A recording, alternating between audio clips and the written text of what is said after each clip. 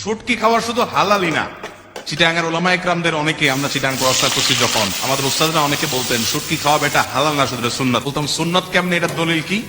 দলিল দিয়া বলতেন যে সাহাবীরা একবার একটা বড় মাছ পাইছেন এক সফরে, সম্ভবত আম্বর নাম, আপনার নাম অনেকে হাদিস জানেন, সমুদ্র থেকে উপরে উঠে পড়ে গেছে বিশাল মাছ। তো সে মাছ তারা খেয়েছেন, খাওয়ার পর সেখান থেকে মাছ নিয়েও আসছেন। সাহাবীদের মধ্যে এই মাছ দীর্ঘদিন তারা ওখানে খেয়েছেন, আবার নিয়েও আসছেন। নবী করিম সাল্লাল্লাহু আলাইহি সাল্লামকে জিজ্ঞাসা করা হলো এটা হালাল না হারাম। তো নবী করিম সাল্লাল্লাহু আলাইহি সাল্লাম সেটা খাওয়ার অনুমতি দিলেন এবং বললেন যে আর আছে কিনা।